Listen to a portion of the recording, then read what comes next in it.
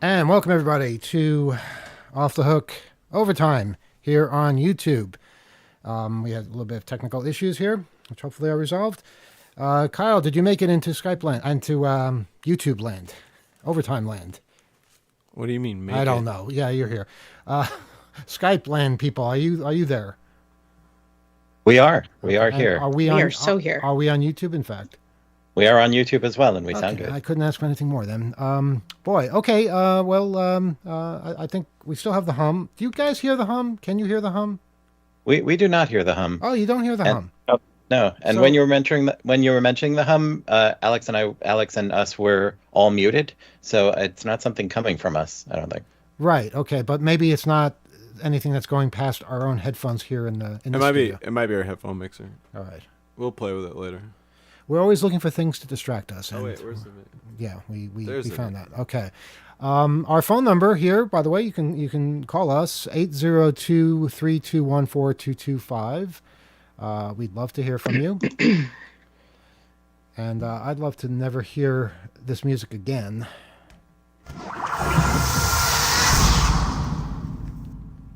It's a bad idea. Just bad idea. All right. Yeah. Are we going to use that? Are we going to be asking our callers for their predictions tonight? Is that part of this? We Can don't ask our callers for anything. Our callers are completely independent. They can do whatever they wish. So if they want to give us predictions or tell us something about 2024, they're welcome to, but they don't have to. Well, I'd suggest that we use the sound effects and request ample notice for either a prediction or some kind of retrospective, so that you can get the maximum amount of value out of all of this preparation for today's episode. Well, I've already closed the file, but I'll reopen it again if there's a demand for it. All right, very good. Great expense to me. Yeah, Rob, go ahead. I'm going to sit back for a little bit. One thing I'm very excited about this New Year's Day, as I am every New Year's Day, is Public Domain Day, which you out there listening and you here joining me on this program may know is the day where we celebrate all the new things that the public domain now has access to because the copyrights have run out. And this Public Domain Day is a landmark Public Domain Day. It's a milestone Public Domain Day because everything made in the 1920s, every film, text, song, image, everything from the 1920s is now in the public domain. That doesn't extend to sound recordings, particular sound recordings, which have their own extra leaps and bounds of copyright protecting them. But the song itself, the composition and the lyrics, those are public domain now. So we have now all sorts of new good stuff that belongs to all of us in pop culture. Things like A Farewell to Arms by Hemingway, A Room of One's Own by Virginia Woolf, some nice light reading there. Cup of Gold by John Steinbeck. Lots of great films. More Mickey Mouse films, including the talking version of Mickey Mouse, is now public domain. The Skeleton Dance by Disney, which was a very exciting cartoon in its day and is still very popular. Let's see, Blackmail, Alfred Hitchcock's first sound film, is now public domain. The Coconuts, which is the first Marx Brothers film, now belongs to all of us. And we just rewatched it recently, and a lot of it holds up. John Ford's The Black Watch, all sorts of exciting things. Popeye, the character, is now public domain. Tintin, from the famous stories, is now public domain. Singin' in the Rain, the song, is public domain. You can sing it, you can publish it, you can cover it. And it is free to use. Bolero by Ravel, An American in Paris by Gershwin, Ain't Misbehavin'. Wait, whoa, You whoa, now hold ain't on. misbehavin'. Hold on. Bolero by Ravel, that's just becoming available now?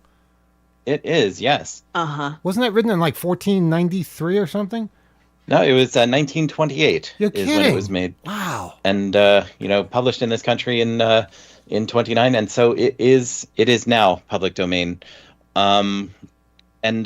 Yeah, all sorts of cool stuff.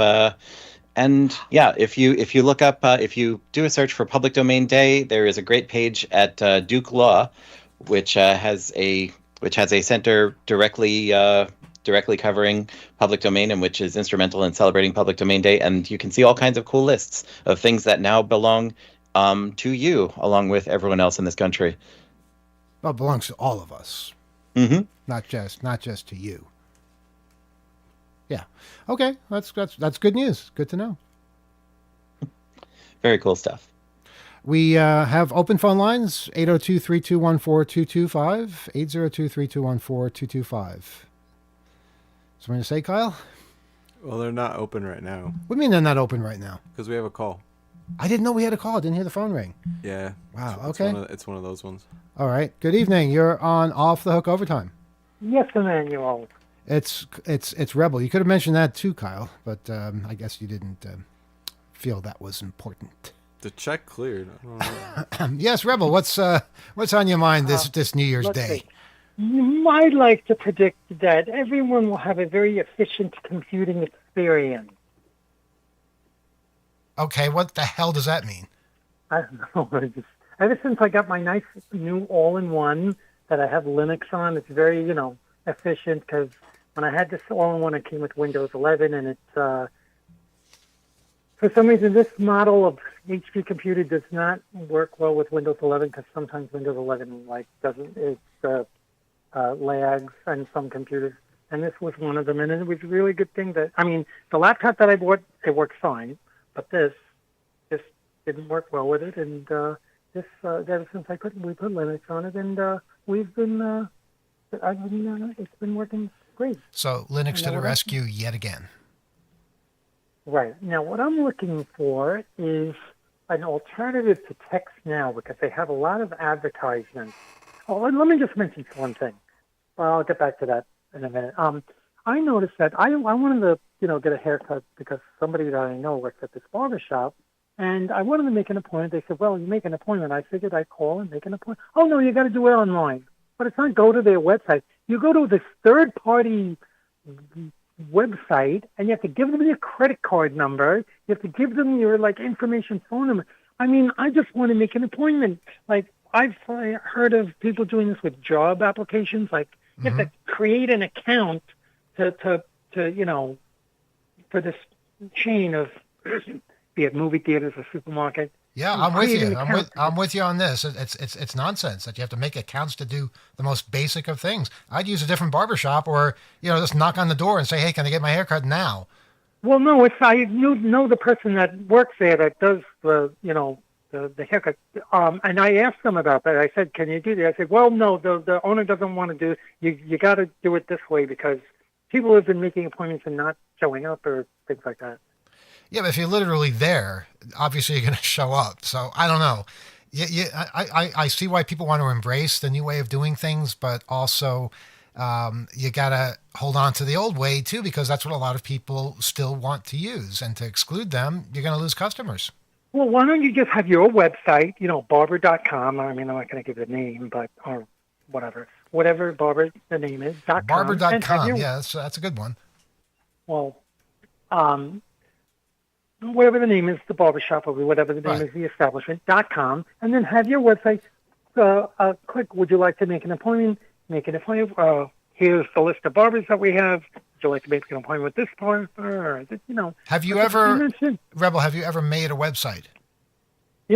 I was thinking of going to GoDaddy and saying is barber.com available or is... That's not what I mean. I mean, have you ever designed a website with functionality in it? It's not the easiest thing in the world to do. And the people that do know how to do this tend not to be around too much to do it for others. So I can see why somebody would go for something where somebody else is involved, although it cuts into their profits as well. But that's why you have all these food delivery services and the restaurants don't do it themselves because it's hard. It's hard work, and you want to hand it off to somebody else. No, you have somebody like Wix or one of these website companies that make a website for you, design it for you. The barbershop can say, I like a website, and here's the list of barbers, here's their pictures, and, here's our phone number, and just make a website so that people can make appointments. And that's probably what they've done. They've probably done that to an extent. They might have overdone it a bit by saying it's the only way you can make appointments, but it's, you're trusting a third party to get involved. And same thing with billing, getting a job at one of these chain, like either movie theater or supermarket or something. Well, you go on our website and then click on hiring or whatever, and then create an account with your username and I don't want a password. I'm just applying for it. I want. I mean, one. They're change They're testing your commitment at that stage. They're saying, well, if this person really wants a job, he'll do what he'll jump through some. Well, another chain some does hoops. not do that. Another chain does that. They have a list. They said, "Are you hiring?" Oh, here's a list of our locations. Which location you want to work at? And you click the location, and then you put your name and simple information, and then they get back to you. Different people Not- do you things don't- differently. That's how it works. Yeah. So go with the one that you're most comfortable with. Right. Now, I was going to mention an alternative to text now because they have all these advertisements and when you use it on your phone. And I'm looking for there's something on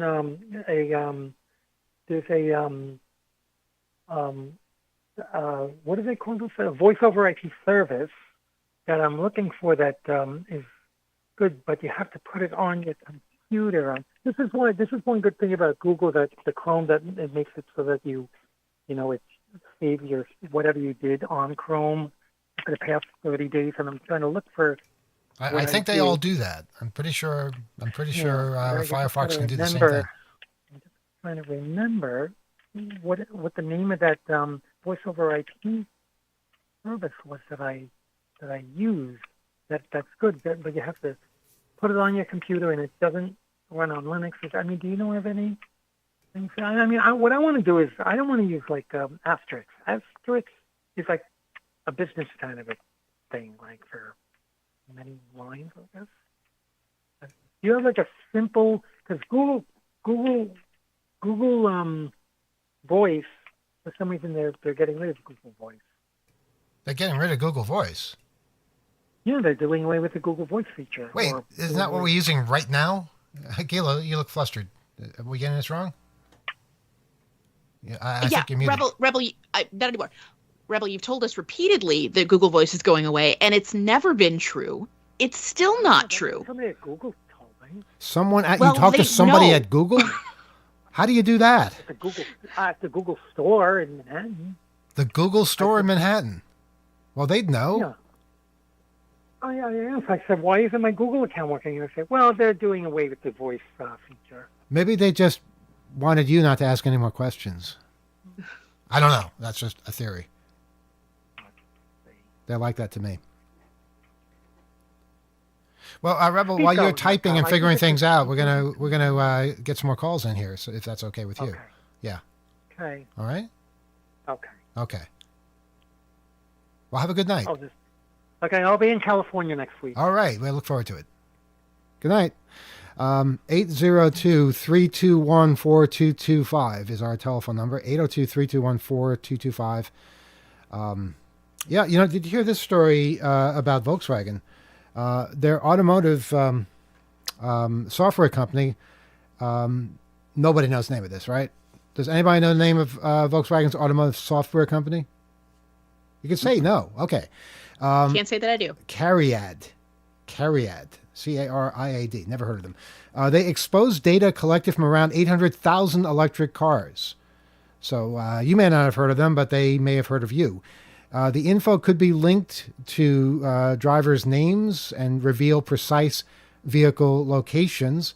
Terabytes of Volkswagen customer details in Amazon cloud storage remained unprotected for months, allowing anyone with little technical knowledge to track drivers' movement or gather personal information. The exposed databases include details for VW, Seat, whatever Seat is, Audi, and Skoda vehicles, with geolocation data for some of them being as precise as a few centimeters. Yeah, a few centimeters. Access to the car data was possible due to Cariad's incorrect configuration in 2 IT applications. That's according to a company representative who spoke to Bleeping Computer. Cariad was informed on November 26th of the issue by our friends over at the Chaos Computer Club, CCC, the largest organization of ethical hackers in Europe, that for more than 30 years have promoted security, privacy, and free access to information. according to the German publication Der Spiegel, the CCC found out about the vulnerability from a whistleblower and tested the insecure access before informing CARIAD and Volkswagen and providing technical details. A CARIAD spokesman said that the exposed data affected only vehicles connected to the internet and and basically had been registered for online services. From the nearly 800,000 vehicles exposed, the researchers found geolocation data for 460,000 cars, for some of them with an accuracy of 10 centimeters. A little over 30 vehicles were part of Hamburg Police's fleet of patrol cars, while others belonged to suspected intelligence service employees, according to the Spiegel. The company said that the CCC hackers could access the data only after bypassing several security mechanisms that required significant time and technical expertise. And because individual vehicle data was pseudonymized? How do you say that? Pseudo-anonymous? Well, no, that's not how it looks. Sodomized? Not sodomized. Did you say that? No. Pseudonymized. Okay, whatever. For pseudo-anonymous. I hate that word. For privacy purposes, the hackers had to combine different data sets to associate the details with a particular user. However, Der Spiegel assembled a team of IT experts and journalists who found location details collected from the cars of 2 German politicians. So there's that. That's something. And in that particular case, you got to blame the company for not doing its job of keeping this data secure. But no doubt that was talked about at the CCC at Congress over in Hamburg this past week, and I'm sure there's a video of that someplace. So yeah, okay, 802-321-4225. I'm going to hold the phone lines open just for a little while longer. Yeah, but about that CARIAD story, it's wild because the location of someone's vehicle is, I can't think of very many pieces of data that would be more potentially dangerous in terms of actual real world personal security. I think a lot of people have reasons to not want the world to have access to their location. The other interesting thing about the word CARIAD is it's a Welsh name that means love. So, yeah, I don't know. I don't know if that's cosmically significant here. No phone calls, Kyle? I'm going to say no. The phone line is open as it has been. Okay. Okay, I've got one more story here. And Alex, I'm going to ask you for your opinion on this because it's been all over the news. Chinese state-sponsored hackers have breached the U.S. Treasury Department's computer security guardrails this month, or last month. They stole documents in what Treasury called a major incident. That's according to a letter to lawmakers that Treasury officials provided to Reuters on Monday. The hackers compromised third-party cybersecurity service provider Beyond Trust. Wow, what a name. And were able to access unclassified documents, the letter said. According to that letter, hackers gained access to a key used by the vendor to secure a cloud-based service used to remotely provide technical support for Treasury Department offices and end users. With access to the stolen key, the threat actor was able to override the service's security, remotely access certain Treasury user workstations, and access certain unclassified documents maintained by those users. How big a deal is this? Yeah, I think it's a big deal in that it shows us, again, the lengths to which China and other sophisticated foreign adversaries will go in order to access confidential information of the federal government. What's also fascinating about this, too, is that they're going after Treasury-related data here. It's not necessarily classified information, intelligence, probably economically motivated in some ways. Maybe they were looking at perhaps sanctions-related data, maybe something with OFAC, the Office of Foreign Asset Controls, or CFIUS, the Committee on Foreign Investment in the United States. These are things that are highly sensitive, especially with respect to international trade and companies that may have operations within the United States, who are thinking about doing business in the United States, who are thinking about buying businesses, who are becoming acquired within the United States. So this could be those adversaries looking for a leg up from the federal government's various departments and breaching these third parties through that way. But it's also somewhat fascinating in that they weren't going after the Department of Commerce itself. They figured out who these third-party vendors were. This Beyond Trust doesn't sound like it had very robust security controls in place around the it was probably the key signing keys that were compromised in order to perpetuate this type of attack or to propel it in some ways. So I think it's interesting. I think it's fascinating, but I don't think it's nearly as damaging as the breach of the entire telecommunications network that we had discussed over the last couple of weeks on the show as well. Does seem like everything is getting breached lately. I have to wonder where is this all going to go? You know, all our data is in everybody's hands, it seems. Yeah, and it's just normalized. Just these bad practices are just so ordinary, routine, and normal now that at some point they're going to cease to be news stories. Yeah, I think like the biggest problem is like it's sort of become an industry that itself thrives on broken stuff, like, you know, whether it's crisis response or, you know, people building security appliances and crap, like all of that is self-perpetuating, and it's like one of those things where if it works too well, they don't really, you know, they make themselves sort of not useful, or I don't know, like they can't sell more upgrades, or they can't sell licensing for something. All of that, like, it seems is defeating the actual necessity, and like there needs to be less incentive to profit from broken stuff. Yep, sounds about right to me. Yeah, Alex, go ahead. I think this also is fascinating on another level too, because it's just yet again an indication that cybersecurity is extraordinarily difficult when it comes to mitigating risks that arise from third parties. There are just not that many things that you can do as, let's say, a CISO, Chief Information Security Officer, or somebody who's, let's say, you know, managing incidents or within a SOC, to affect third parties, right? I mean, you can require certain representations from them. You can send them really annoying Excel spreadsheets that require them to document all of their security practices, and you can take a look at their past audits, but none of this is going to actually protect you proactively from somebody targeting a third party with which you work as a company. And so third-party risk mitigation is still, I think, one of the most difficult aspects of cybersecurity. Gila, go ahead. Just wanted to share that we did, in fact, get a prediction in the chat, a prediction for 2025. You don't have to play the noise.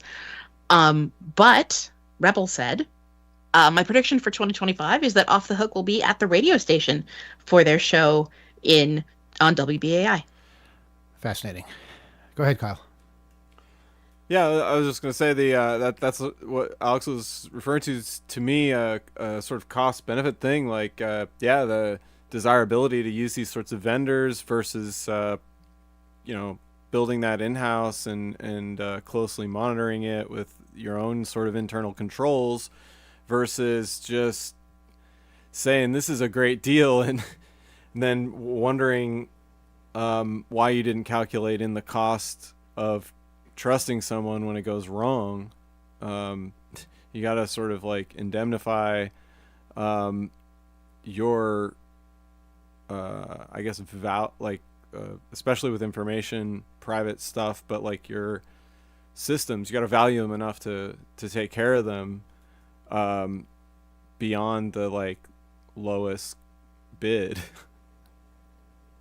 We have a phone call. Good evening. You're on Off the Hook Overtime. Hello. Happy New Year. Happy Hanukkah to those that celebrate. Well, Hanukkah, I think. It sure is. This is Johnny Fusion. Hey, Johnny, how you doing? I'm doing pretty well. I have a germ of an idea for my next article. and it has to do with this focus on STEM that we've had now for like 20 years. And I don't think STEM, technical acumen, is enough to make someone a hacker. Okay. I think there needs to be cultivation of creativity and out-of-the-box thinking and a more rounded education. Because, like, a lot of stuff that we're seeing from the tech bros, like the dangerous stuff and the toxic stuff, probably could have been mitigated if they had some stronger basis in the humanities. Yeah, but I think the incentive to mechanize or otherwise commodify innovation like that, it's that you get too many ideas, you know, too many dangerous ways of thinking, too much that's, you know, just a little more than, you know, what society can handle. You know, it's a catch-22, but sort of contained in some ways, the that spirit in a lot of these institutions. Like you look at education, I think for a while talking about hacking had to be sanitized. It had to be like, you know, we're going to use another word for that, but or even STEM, like it's a very formalized way that makes it safe. And the relative safety, I think, of the spirit you're trying to articulate is, it challenges some of those institutions, and whether be it a company, be it a school, or whatever environment groups of people are operating, and taking ideas and running with them and trying new things. There has to be some limitations in the way they're talked about. But I agree with you that the places where that's occurring themselves, I think, have evolution to be challenging themselves, I think, a bit more to embrace what you're talking about, or at least finding ways of not making it so bland, because there has to be an edge to it. There has to be some risk. There has to be when you're pushing bounds, and that is Exactly. that play, that innovation. You take risks when you play, when any actor or someone that performs or does something, like you said, in the humanities, that itself is, when it's so mechanized in a business environment where it's calculated, the spirit, you sort of soften the edge. It's not as daring, and you get less ideas, less stuff that challenges the broader construction or framework we're all living in. I don't know. I'm just talking off the top of my head, though. Yeah, so, like, I'm going back to my early college education, right? Before I ended up in tech school, I was going to, like, a local junior college, and I wanted to take programming courses, even though I've been programming since I was 6 years old. But there were these prerequisites for these bonehead computer classes. And it became really clear they weren't teaching the right stuff. Like, there was this one class, CS17, supposedly computer logic. But what it really was COBOL flowcharting. And the teacher sometimes would rail against hackers. But they're not real programmers, they're just hackers. Because they didn't do this structured, technical, correct way. You know, and I'm like,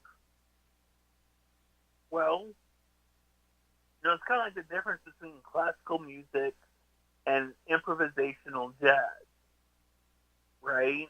Where Code Monkeys are like the classical musicians, very rules-based.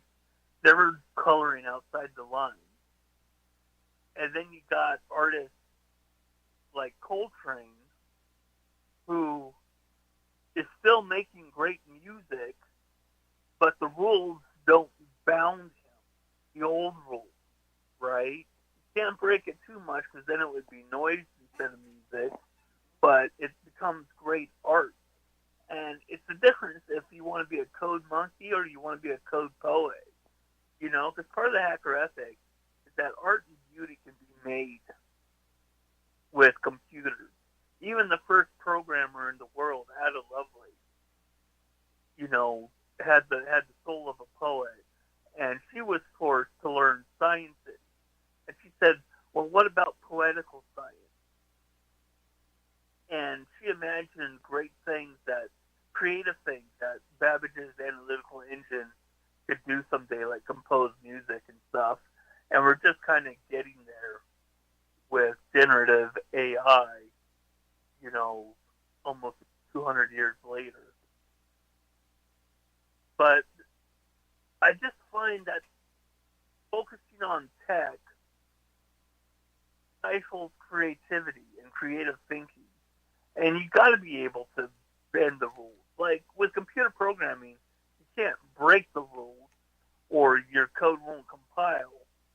But you can find these emergent behaviors and, you know, these little undocumented features and stuff like that, you know.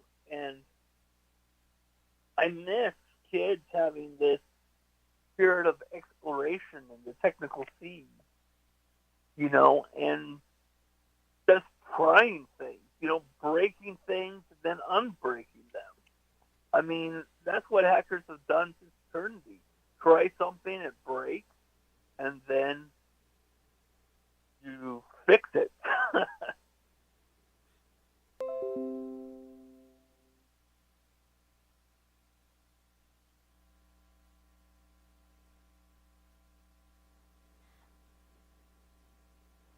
Yes. Everyone still there? What happened? Yeah, we heard you.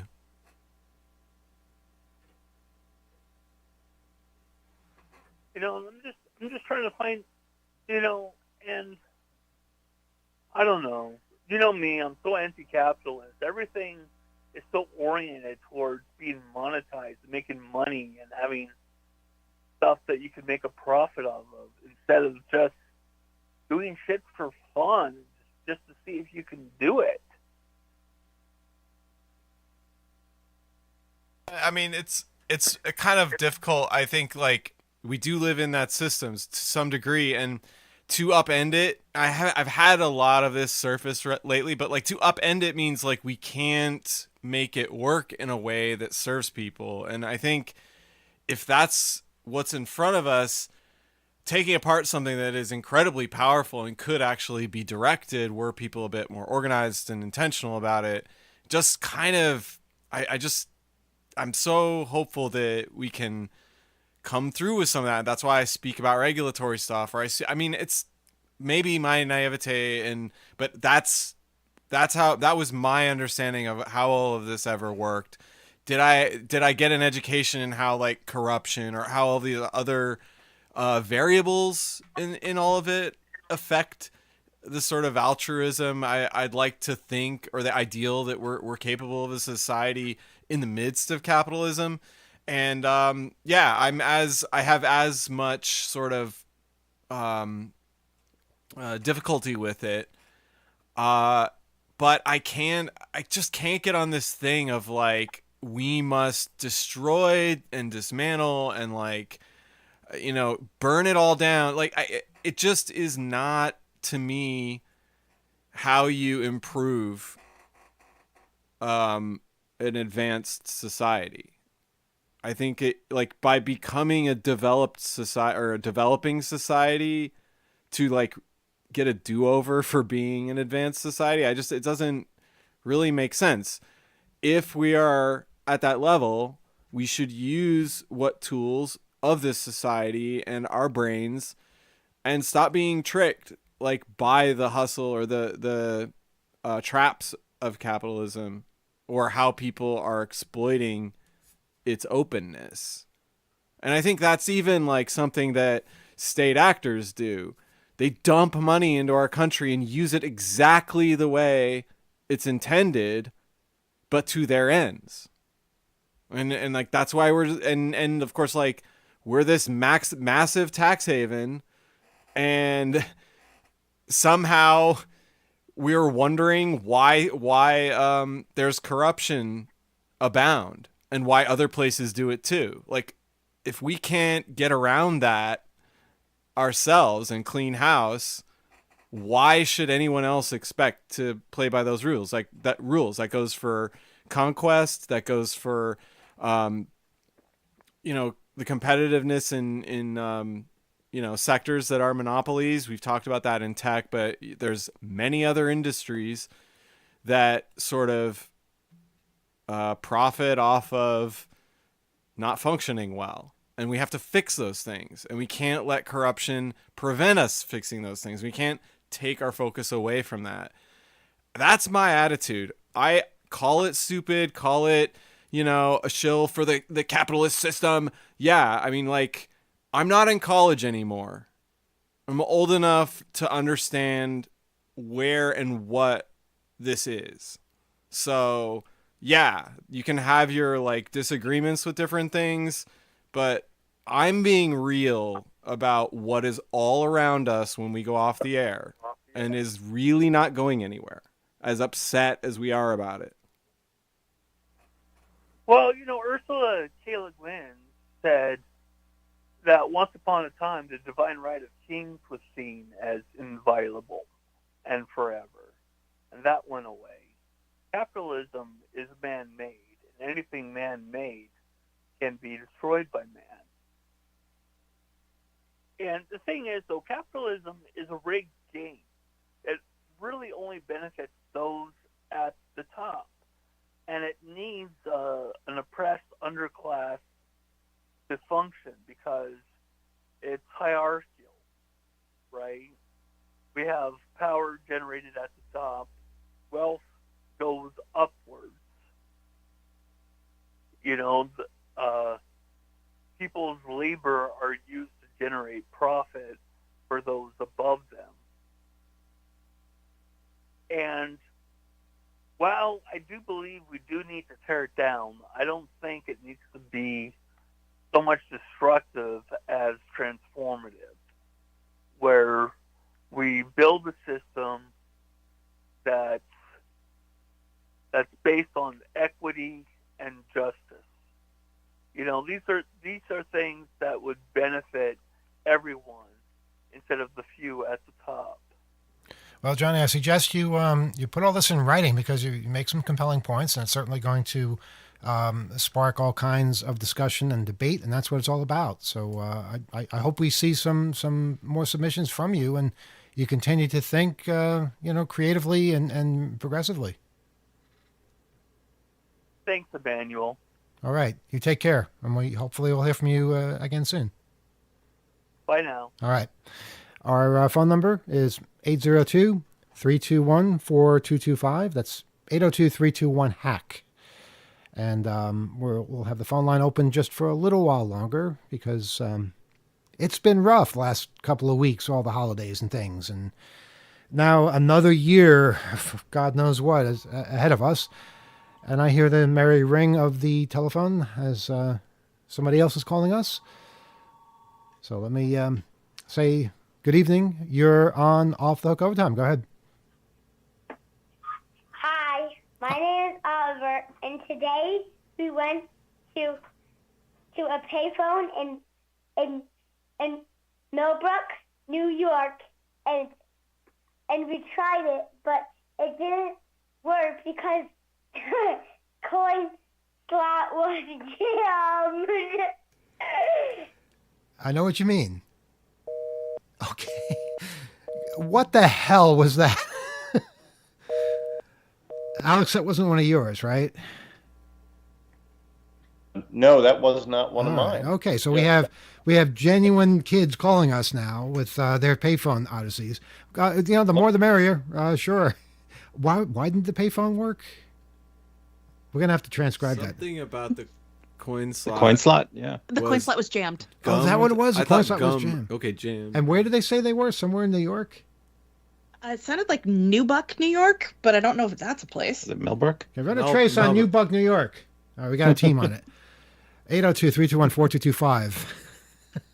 Kid better run. Wow. that was so unexpected, huh? Yeah. I'll take it. We haven't had a good prank from the youths. We got another call though. And maybe it's another one of those pranks. Good evening. You're on Off the Hook Overtime. Go ahead. Yes, hello. I have a Hello? question. Yes, turn on your radio or computer or whatever it is. Yes, I have a question. Yes, go ahead. I've been reading the magazine since, I think, 1984, 85, Mm-hmm. and I'm worried, is it in good financial state? Well, I don't see it in the book. It's in the bookstores. In fact, I was just in a bookstore the other day and made sure to hunt it down. I'm not sure what bookstore you're looking in, but it should be in every Barnes and Noble and a bunch of other chains as well. It's just it might be harder to find the bookstore than the magazine at this point. Yeah, well, see, I'm phoning from Canada. Yeah, Richmond. you had Chapters, I think, is your book chain up there. Yes. Are they still around? I don't think so. The big chains have basically disappeared. There's a few independent ones. Well, we're happy to supply independent bookstores if they want to get the magazine.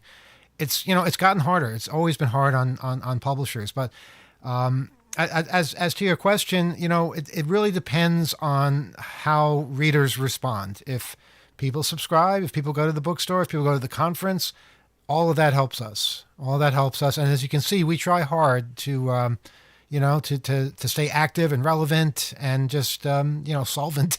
And it's worked up until now. I don't see any reason why it shouldn't work. We doubled down on the conference. We're doing conferences every year now, and I'm hoping that will make things grow and build up and just be a force, an annual force of independent thinking, technology, education, all kinds of really positive things, because I think the community really, really needs that. The support that we have gotten every time, we're in public someplace is astounding and amazing. So I always feel like there are people looking out for us, and hopefully that will continue. Things can always change. We know that, but with the support of readers, I think we'll be fine. Is there anything you want to add to that, Kyle? Yeah. Well, Yeah, go ahead. can I ask, who do I talk to at the bookstore? To get the magazine? Definitely talk to the whoever's in charge of magazine supply. Could be the manager, could be somebody else. And you just ask them, how do you get your magazines? If it's through a distributor, you can forward that information to us, and then we can contact that distributor, make sure that they're getting magazines from us and that they're going to that particular store. And to do that, you can write to oth@2600.com. And that'll get to us, and we can forward it that way. And that goes for anybody that wants to get magazines in their local stores. Now, it's harder overseas. We used to be in a lot of British bookstores, but they have made it so incredibly hard. And last time we even looked into that, we were threatened with a lawsuit if we had an article that somehow rubbed somebody the wrong way, we'd be liable.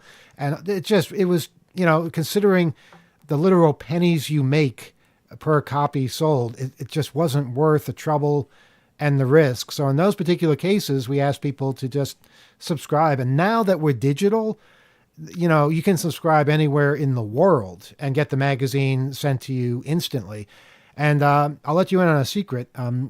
Tomorrow, I believe it's tomorrow, we're going to be unveiling some new pricing deals involving digital publications and analog publications as well. So it's what people have been asking for, and we're going to hopefully provide that. Now, Kyle, did you have something to add? Yeah, just we're looking at as many different things that work.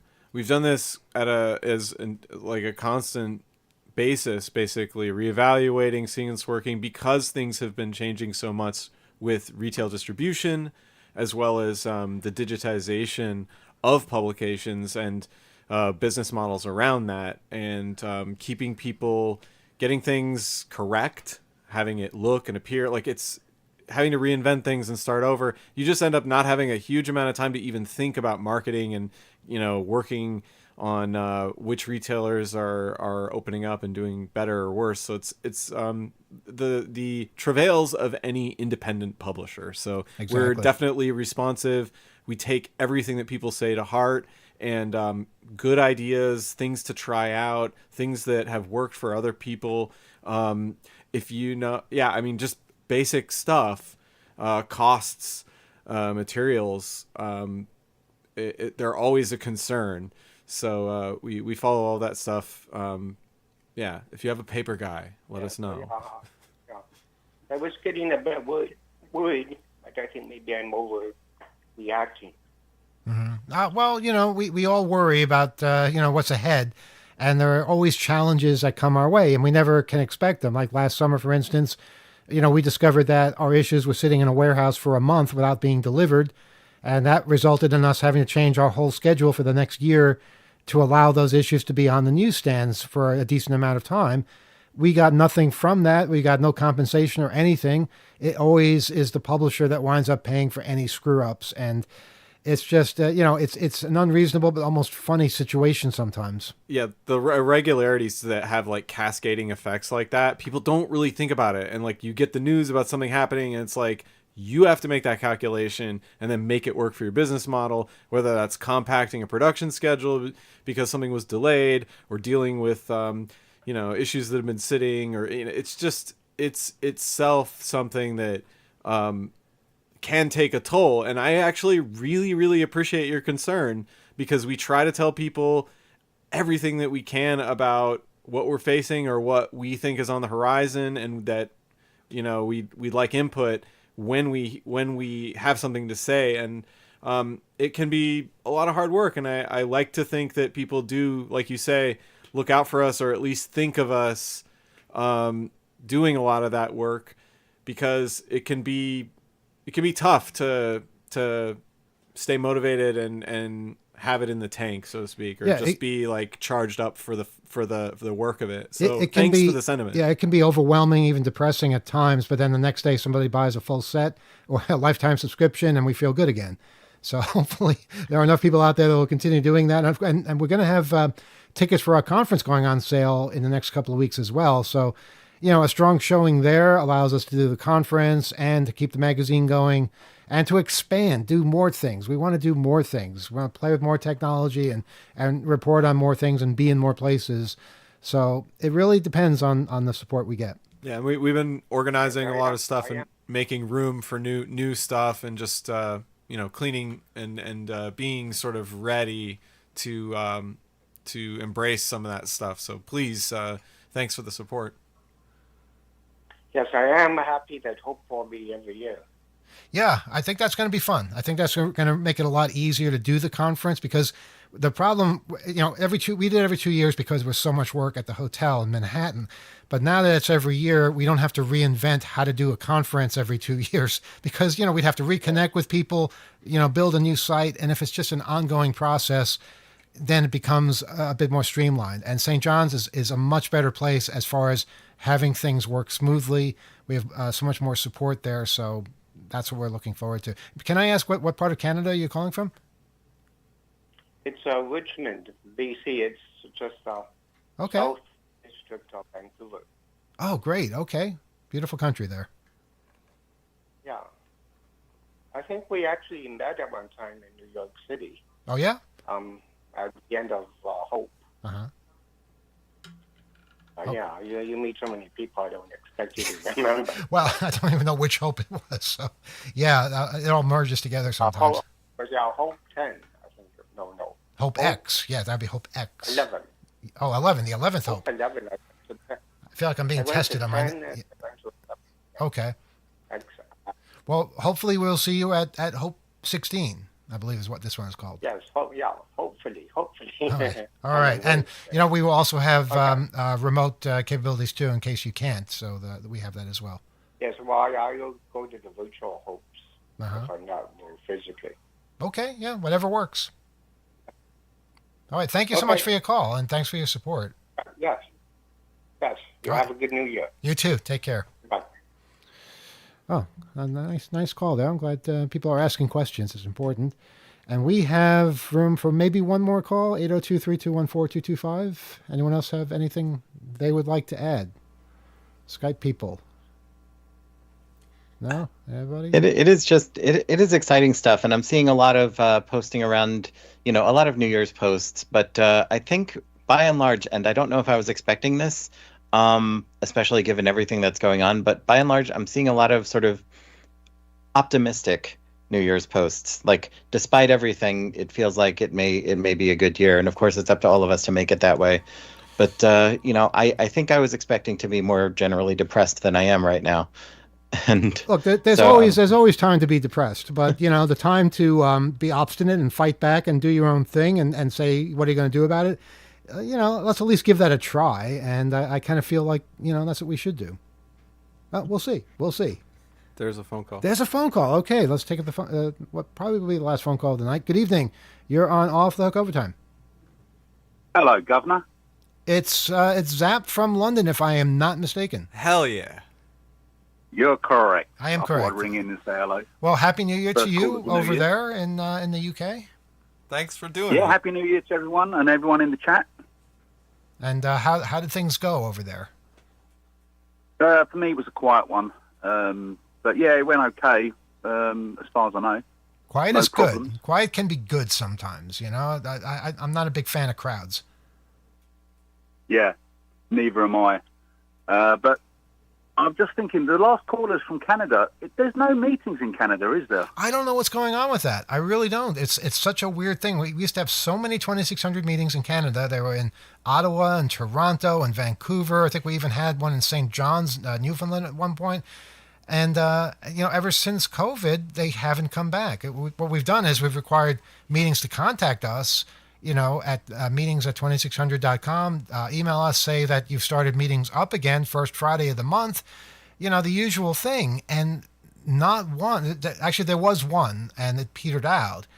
But I'm talking Winnipeg, I'm talking Edmonton, Montreal, Quebec City.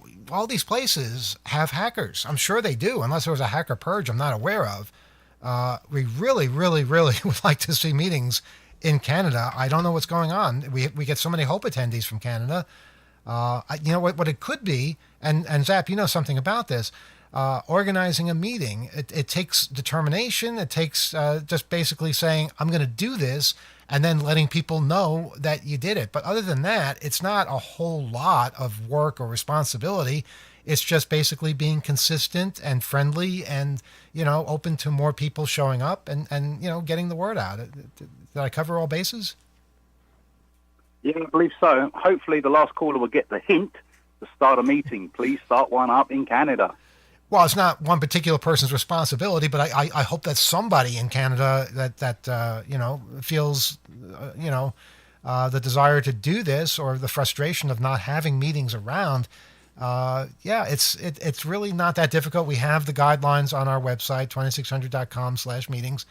It's really simple to do. You don't have to lead a meeting, or there's no agenda. Some meetings do it differently, but for the most part, it's like a gathering. It's like a gathering in a food court once a month, and you meet people that are into technology, and you get to have more friends than you thought you had, and basically we try to have them in public spaces, so they're easy to get to and also easy to leave when you want to leave. And cities tend to be the best place for this. I can't tell you the changes in the hacker community that have occurred because of the meetings in London, in Manchester, in New York, in all of these various places. And if you look at our meeting list, which is up on the site, you see that we have meetings all over the world in some far-flung places. So it's definitely doable. It's definitely doable. Yeah, definitely. And I've made some lifelong friends, some really good friends from people I've met at the meetings that I'm still in touch with. So, yeah, going to a meeting is beneficial, and it's sort of the first step to breaking maybe into info security if you want to get into that kind of line of work. So it's really good. But one of the main reasons I'm phoning tonight is to tell you about the UK meetings that are happening this Friday. Please do. Let me think. Manchester are having their meeting on Friday, and Bournemouth are having their meeting on Friday. Cheltenham haven't got back to me. Unfortunately, London are postponing for a week. And the new meeting, Birmingham, I'd like to give a shout out to Hero, who's doing a lot of hard work trying to get these meetings off the ground, is also having it on the 10th. Okay. Other news is I'm heard that there's going to be finally a meeting in Wales. I just need to gently push the person who said they would start the meeting up. And that's about it, really. Okay, I'm trying to get online here so that I can look at our list. But I think at least one of those was Birmingham isn't listed. Yeah, they did write in, and they got I don't know if it was an automatic response or a response from someone, and there was some kind of issue why they couldn't get listed. And I told the guy not to take it to heart. Maybe I'll write in and put the meeting up myself. Because if you know it comes from me. Well, if we know, what the issue was, I'd like to know what that is. Well, we have Bournemouth, we have Cheltenham, London, Manchester, and Glasgow in Scotland. Yeah. That's everything for the UK. That's all the meetings that I know of. There may be some unofficial meetings, like there's one in Ireland. I can never remember if it's on the British side or the Irish side, that one guy runs and another person turns up, and that's about it. We have one in Dublin. Right. Okay. I think it might be the Belfast one I'm thinking of. Yeah, I don't know which side. I'm not seeing Belfast in our listing, so yeah, we'd love to have them. Go at that person. We would love to have them in the listing. The only criteria is first Friday of the month. Unless for religious reasons. I know when Israel had meetings, we had those I think on Thursday instead. And that worked out fine. It's just we can't have meetings all different days, because then you have to double the size of the page that lists them and have all kinds of asterisks and stars and things like that. And the first Friday does tend to work, and it's easy to remember. So I don't think that's an issue, though. I don't think that's a problem for most people. No, it's just very rarely that the meeting's held on another Friday for whatever reasons. Mm-hmm. We tend to do this in the UK quite a bit, actually. But we try and post it on the Twitter, Blue Sky, and maybe I'll phone into the radio show just to let everyone know. But yeah, we tend to have our meetings on the first Friday. I didn't go too many times last year, so my New Year's resolution is to attend more of the London meetings and be more regular. Yeah, that sounds good. You're a calming presence at those places, so it's good to. Well, funny enough, all the other UK meetings are all based off the London model. Because people keep asking me, I've sort of missed the 2600 in the UK. They say, how do I start a meeting? Can I have your blessing? And I keep telling them, you don't need my blessing. Just read the guidelines, set it up, and I'll start promoting it. Yes, definitely. You know who has a really good meeting is Stockholm in Sweden. I keep hearing great things about that meeting. They have a lot of people show up every month. But we also have meetings in Kazakhstan. We've got meetings in Japan, Colombia. We started meetings up in Australia again, so they're everywhere. We even have a meeting in Russia, so they're all over the place. So Canada, come on, let's come back into the hacker world. We want to see you again. Yeah, definitely need to get Canada coming up. And I know that Wales, we haven't had one in Wales for a long time, so I'm glad that's going to be starting up again. Just please make sure we get the listing, because we'd love to have Wales as well. Yeah, I'm not going to pressurize the person who said she's willing to do it. It's a woman. So I'm just going to leave her to have her Christmas and New Year's, and then I'm going to suggest after Friday about the meeting to see if she was serious. And, because I don't want to put any pressure on her. You probably know this, Zach, but I mean, it takes a person to start it, to get the word out. Hey, this is happening. Maybe, stick some flyers in appropriate magazines and bookstores so people stumble upon it. But once it's actually going, you don't really need to maintain it. You don't need to. You're not the boss. You're not somebody that figures all these things out. It's just basically something that is self-propelled at that point. You've started it. It's like when you start a fire and it spreads out of control. Probably not the best example, but it's just something that it takes one person to get going, and then it's it's an entity after that. Yeah, but you've got to keep stoking the fire. Mm-hmm. Otherwise it just tends to fade out. True. I mean, I don't know if Birmingham was on version 2 or version 3, because there was originally a Birmingham meeting. The only problem was it was held on a Saturday, so it never got official recognition. Right. In the UK, we recognised it, but it wasn't recognised by the magazine, unfortunately. Well, we can always work things out if there are situations where it's not possible to do something for whatever reason. We're open to that. It's just it starts to make things a little bit more complicated, but maybe that's what we need to do. So we're open to it for sure. All right, well, that's basically it. I'll clear down the line. I don't know if you're going to get another caller in or you're going to call it a night. We are going to call it a night because that's what it is. It's a night. And it's a night All for right, you, too. It's what, 2 a.m? Yeah, it's 2-something. I think 2:10 or something, I think. But, yeah, it's late. But I always listen to the show. I'm always in the chat, counting how many people are in the chat and just having a joke around, basically. It's quite good. Uh-huh. I do like the chats. It's good to see all the people, and it's good occasionally to hear somebody from another country. So Canada phoning up today was really good. That's right. The kids phoning up I love because these are the new generation of hackers that will be coming into the thing as they get older. So it's always good when you hear kids phone in. Always makes me chuckle. Even if it's just to use the phone to make a joke or to say something, get something off their mind, it's like they're communicating. And I think we talk a lot about the technology and how it works, but we forget what power it has to affect people in your lives or to be playful or to get a message across. So I think that's a great spirit. I appreciate that too. I want to know how they dialed us. I want to know how they found out about us. So many questions.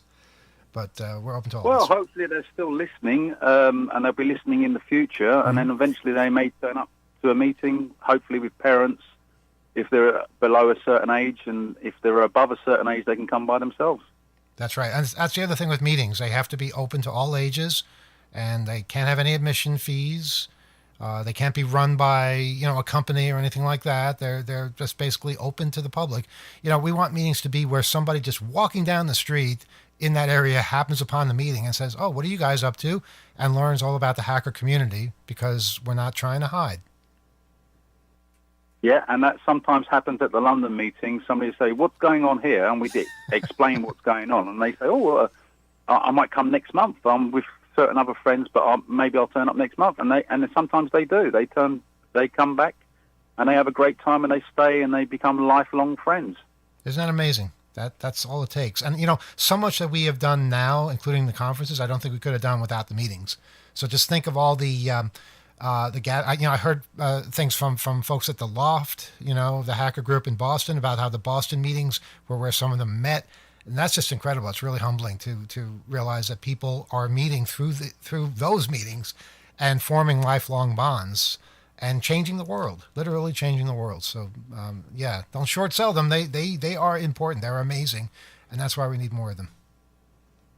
Yeah, we also need to get 2600 back on the bookshelves so we can actually go into a shop and buy it. Zap, you probably know something about this, but there's all kinds of legal issues now when you stock magazines in bookstores in the UK, where if somebody says that what you're talking about is illegal, you can be held liable for that and fined and all kinds of things. So I don't know. I don't know if we want the hassle of that.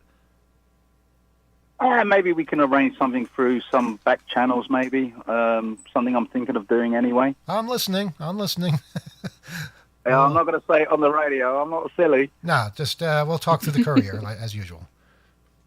Yeah, okay. All right, well, that was it. I'll say my goodbyes. I don't know when the next time I phone in. I don't like phoning in all the time. Rebel, please stop phoning in and doing the radio demos of the phones. It's annoying. Yes, it is. Well, Zapper, it was great hearing your voice, and hopefully we'll see you sometime soon. Yeah, hopefully. All right. But anyway, take care, everyone, and have a good 2025. We will do our best. Do the same. Yes. Great to hear you. Thanks for a call. All right, that's our good friend Zap over there in the UK, and I think of a good way to end the program tonight. What do you Skype people think? Yeah, I think so. It's a great plan. I you think we all talked at the same time. That's awesome. could do one more. We could do it. We could, but we'd like to. Didn't you want to get out early? Now you want to stay late. Well, I was in London this morning, so now it does feel like 2:00 in the morning for me because I flew back from the UK at I don't know, we got in the air around 11 a.m. I guess UK time. So I'm all screwed up. My clock is totally screwed up. So I would say I'm up for one more if you want to do it as like a New Year's thing, post 9 o'clock. Well, I don't know. they're going to have to call fast if they do, because I think the rest of us are clocking out about now. Rob, Gila, what about you guys? We could always give them Alex's number if he wants to get phone calls. If you want, yeah, talk to Alex. I think he's lonely and wants to talk to somebody. There's a phone call. Thank you, Alex. Thank you for this. Oh boy. Yes. So let's take one more phone call. And good evening. You are on Off the Hook Overtime. Go ahead. I'm calling to see if you guys have any updates on the drones. Oh, that's a good question. I'm sorry, we missed what you said before. I'm calling. I didn't have the button pressed. Did you say anything before that? No. Okay. Do we have any updates on the drones? Well, it's kind of going the way I thought it would, where people just stop talking about it, and it's almost like they're not there, even though I'm sure they are still there and probably were there long before they started to be noticed. I don't know. You guys have any thoughts on this, Alex? You were looking to the skies. I was looking to the skies. I haven't seen nearly as many drones as the night that when I was crossing over to drone territory in New Jersey, that when I saw maybe 20-something kind of weird objects in the skies going back and forth horizontally. I haven't seen that at all, and I have been doing a lot of driving, actually. Well, did they not do an airspace closure for that area because of this? I thought they did an airspace closure for sensitive areas, which I thought they had done before anyway. So I'm not really sure what effect that would have had. I think what it is to make sure all known traffic and regular activity stays away, so that area can be observed for anomalies. But I think that's where it stands now. It seems to have escalated. I mean, been taken more seriously, at least so that if people are observing things, there's no coincidence with regular air traffic, or if it is, it's very obvious and can be ruled out immediately, instead of everybody reporting everything they see. I think that just makes it incredibly hard to investigate. So by limiting in areas where there has been some unusual, or let's say activity worthy of investigating, this helps them set up sort of who's them? Yeah, just anybody, I guess, that is taking charge of this, the ability to look further if there's, additional activity. But like you said, someone that was doing this would be aware, or an entity, right? Like if they are being observed, a thing that doesn't want to be seen, right, will change if it's aware of the behavior that it's widely understood that it's around. I want to know if people just aren't reporting them as much, or if the media just isn't reporting the fact that people are reporting them still. So I don't know how you find that out exactly, but it does seem like something has changed. But I maintain it's probably that we've become fascinated with something else and just aren't talking about it as much. I could be wrong though. Carla, did you have any thoughts or theories on this? I think there are drones. It's just which agency is in charge of them, and and they're clearly looking for something. So what are they looking for? And they don't want us to know about it. And I think they also put a statement out to not shoot them down. Right. So I thought that was very revealing. They're clearly ours. Well, it's also the issue of shooting down something in the sky could really be threatening to people on the ground. Yeah, this is a new mode, it's a new type of vehicle, there's new characteristics, and the response to it has to be something that I think is widely agreed upon and safe. And there's, I think, yet it's not colloquial knowledge how to handle something like this. When it is, we'll say, okay, when is this next step going to take place? Like a search and rescue, there's certain things that you expect, or like a press conference, or some kind of base area. all of those things are well established. When this is not something that is well understood, or it encompasses a variety, it looks like a variety of different things, but we haven't really come up with a mechanism to understand what we're even trying to determine. I think that's where you get a lot of speculation, or it creates room for that. So anyway, sorry. Anything else? Oh, go ahead, Alex. Yeah, but what about? I mean, I don't know. But I think part of the issue with the drones is that we are living now in this world where it's so easy to create fake imagery or to add some kind of After Effects, and people are creating so much nonsense and so much nonsense content online about drones in the hope of getting recognized, or as clickbait, or something like that. So living in this post-truth world where we're not sure what's real or what's fake because of the facility with which we can create fake content is making this, I think, extraordinarily difficult to actually report on.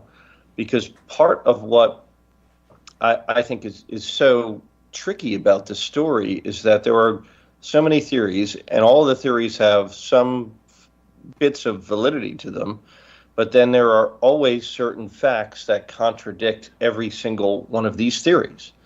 Like the theory that they're hunting for something radiological and looking for some kind of material that may have come into the United States that could potentially be used in a terrorist attack or a dirty bomb, something like that. Well, if that were the case, then why would they only be flying at night? Wouldn't you also have drones flying around during the day looking for that same type of radiological material?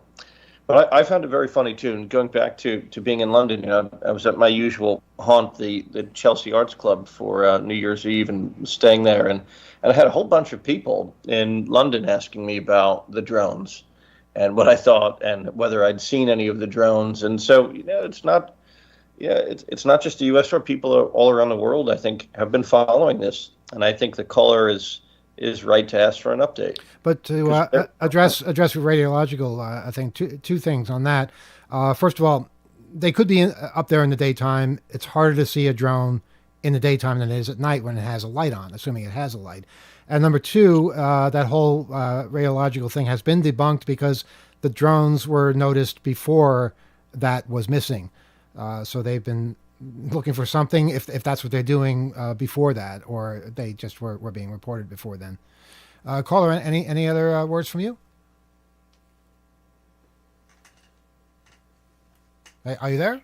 Caller? The only other thing I thought about... Hi, sorry, I lost you for a second. Go ahead. The only other thought I had was the bird flu. But no, I'm as unsure as you are. Wait, hang on. Is that a different thought, or are you saying the drones somehow are connected with bird flu? Maybe, but because I tried to think about what the government wouldn't want to tell us, and what they couldn't control, because this has been going on for a long time, and the last thing they couldn't control was COVID. So if you read about bird flu, getting bad, but it's not near pandemic levels yet. But maybe they're monitoring it with drones. I'm not sure how you would do that exactly. Very far reach. Yeah, it's an interesting theory. I'm not sure how you would monitor bird flu with a drone. But I'm not a scientist, so I guess I don't really have the answer to that. It is possible that multiple chaotic things are going on. I mean, it is that there is a lot of different of these kinds of phenomenon, events, and curiosities, and then of course disease. I mean, disease is ever present, and I think you're right. I mean, the bird flu phenomenon itself is concerning. I think there was an article recently about mutations that were potentially able to, in fact, infect the upper respiratory tract in humans. There have been people working in close proximity and otherwise who have become quite ill, people that work in agriculture and other areas near animals. So it's that we want to go down the road where, like, okay, these drones are a delivery mechanism for infecting large populations with bird flu. to, you know, see if we can be resilient from. I mean, we can. There's not. Well, that's a different direction. I think there's a wild bit of conspiracy right. around what I think the correlation would be. You have to kind of assess, okay, this is occurring, this is also occurring, right. until there's a fact, until there's an investigation. It just becomes like too exhausting, I think, and to suggest the government is so organized, I think gives them way, way, way more credit and power. And I would really need more concrete motivation for, if some mechanism of a conspiracy is there, like, what's the point? Yeah. Well, it could go either way. It could be, you know, somebody trying to infect populations or somebody trying to protect populations. But again, you know, I don't know or believe that there's a connection with bird flu at this stage. Like we're crop dusting cattle with like aerosol vaccine. I mean, it's you just don't want to go too deep into crazy. Like, yeah, there's a lot of stuff going on. I'm not saying it's crazy. I'm just saying there are crazy things going on. You gotta have a way of like organizing, filtering, and interpreting it, and not creating causation out of correlation. Yeah. Well, we're gonna leave it there, caller. But thank you for bringing that up and getting us talking about it. Thank you. All right. You keep listening and take care. Happy New Year. You too. Happy New Year. And I think, unless Alex wants to take more phone calls, I think we're done for tonight. Are you okay? Or another 20 minutes?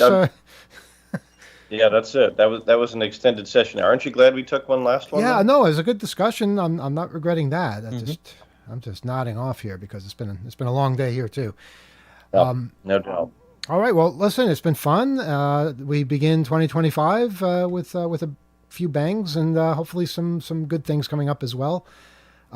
Please write to us, oth@2600.com. There's a lot coming up in the next couple of weeks for 2600 and Hope and all sorts of other things that are happening. So it's going to be exciting. It's going to be fun, and we hope you're a part of that.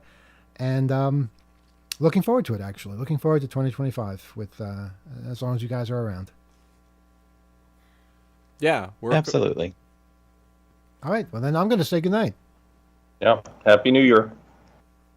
Good night, everyone.